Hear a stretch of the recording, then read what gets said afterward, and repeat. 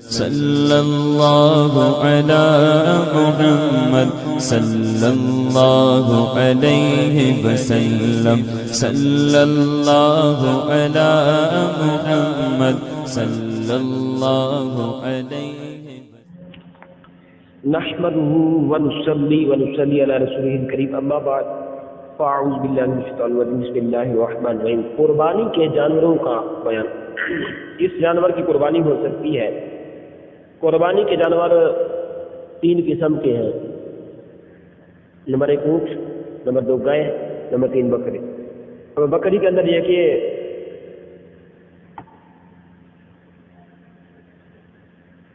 بکری کے اندر بھیڑ اور دمبا ان کو بھی شامل کر لیں، اور اس طرح گائے کے اندر یہ بھینس جو ہے جلی تو یہ بھی ہے اتنا تھا۔ ہر قسم میں اس کی جتنی نوعیں ہیں سب داخل ہے، نر اور مادہ، خصی اور غیر خصی، سب کا ایک حکم ہے، یعنی سب کی قربانی ہو سکتی ہے۔ بھینس گائے میں شمار ہے، اس کی بھی قربانی ہو سکتی ہے۔ بھیڑ اور دمبا بکری میں داخل ہے، اس کی بھی قربانی ہو سکتی ہے۔ کیا وحشی جانور کی قربانی ہو سکتی ہے؟ وحشی جانور جیسے نیل گائے اور ہرن، ان کی قربانی نہیں ہو سکتی۔ وحشی اور گھریلو جانور سے مل کر بچہ پیدا ہوا تو کیا حکم ہے؟ وحشی اور گھریلو جانور سے مل کر بچہ پیدا ہوا، مثلا ہرن اور بکری تھے، اس میں ماں کا اعتبار ہے، یعنی اس بچہ کی ماں بکری ہے تو قربانی جائز ہوگی، اور بکرے اور ہرنی سے پیدا ہوئے تو ناجائز۔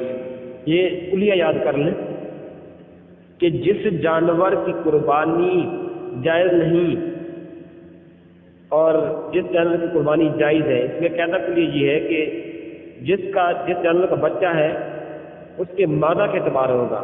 اگر وہ مادہ جو ہے اس کی قربانی ہو سکتی تھی تو اب اس کی بھی جائز، اگر وہ نر ہے اس کی تو قربانی نہیں ہو سکتی تھی تو اب اس کی نہیں ہو سکتی۔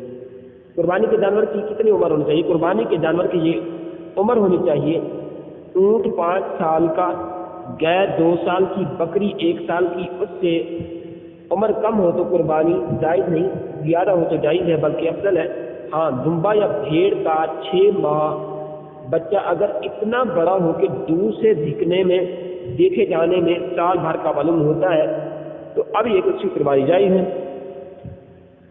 تو یہ جو ہمارے دیہاتوں میں جہالت پھیلی ہوئی ہے، اور آج کل سب لوگ ہی برابر ہوا کریں، شہری اور دیہاتی سب، وہ جانور کے دانتوں کو ہلا کے دیکھتے ہیں کہ آیا کہ یہ دمبا ہے، چوگا ہے، اس کے دانت ٹوٹے یا نہیں۔ اس چیز کو خدا را چھوڑ دیں، جو شریعت نے پیمانہ ہمیں دیے ہیں اس پر چلیں۔ اللہ کے نبی علیہ السلام نے ارشاد فرمایا، لا تذبحوا الا مسنۃ الا ان یأسر علیکم فتذبحوا جزعۃ من الضان۔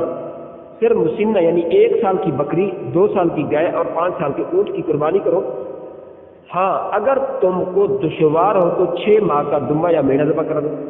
اس کے تحت علامہ نبی علیہ السلام لکھتے ہیں، قال العلماء المسنۃ ہی الثنیۃ من کل شیء من الابل والبقر والغنم فما فوقها۔ علماء نے فرمایا کہ مسنہ اونٹ، گائے، بکری ہر ایک میں سنا یعنی جندہ یا اس سے بڑا ہونا ہے۔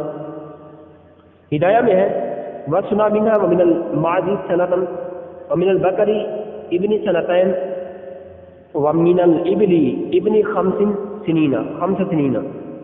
شے یعنی سنا جو ہے دندہ، بکریوں میں 1 سال، گائے میں 2 سال اور اونٹ میں 5 سال والا ہوتا ہے۔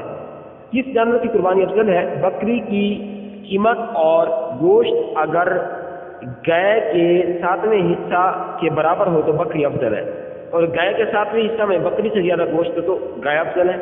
یعنی جب دونوں کی ایک ہی قیمت ہو اور مقدار بھی ایک ہی ہو تو جس کا گوشت اچھا ہو وہ افضل ہے، اور اگر گوشت کی مقدار میں فرق ہو تو جس میں گوشت زیادہ ہو وہ افضل ہے، اور مینڈا بھیڑ سے اور دمبا دمبی سے افضل ہے، جبکہ دونوں کی ایک قیمت ہو اور دونوں میں گوشت برابر ہو۔ بکری بکرے سے افضل ہے مگر خصی بکرا بکری سے افضل ہے، اور اونٹنی اونٹ سے اور گائے بیل سے افضل ہے، جبکہ گوشت اور قیمت میں برابر ہو۔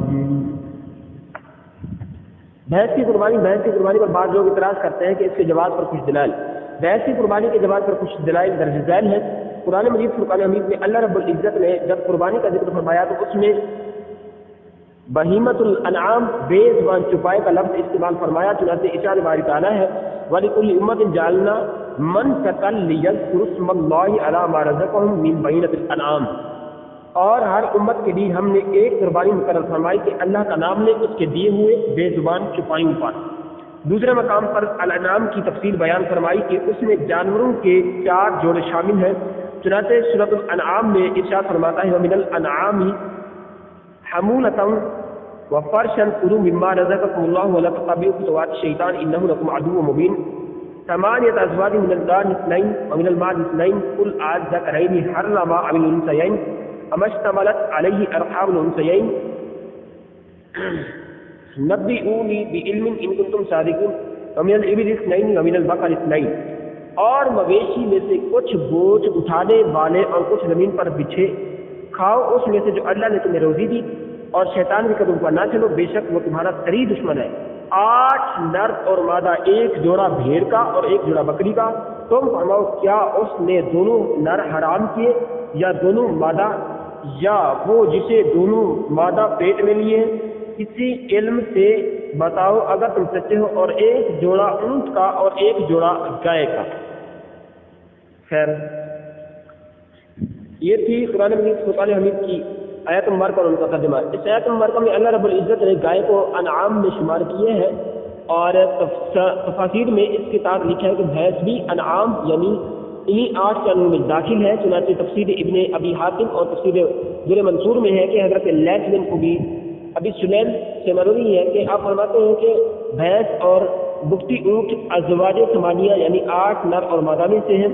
مشہور محدث علامہ نووی علیہ رحمہ بھی فرماتے ہیں کہ بھینس انعام کے تحت داخل ہے اور اس کی قربانی کرنا شرعاً جائز ہے، چنانچہ اپنی کتاب المجموع شرح المہذب میں لکھتے ہیں قربانی میں جو جانور کفایت کرتا ہے اس کی بشارت ہے کہ وہ انعام کی قبیل سے ہو، اس سے مراد اونٹ، گائے اور بکری ہے، جو اس حکم میں اونٹ کی تمام اقسام یعنی بخاتی اور عربی اور گائے کی تمام انواع یعنی بھینسیں، عربی گائے اور دربانی وغیرہ شامل ہیں۔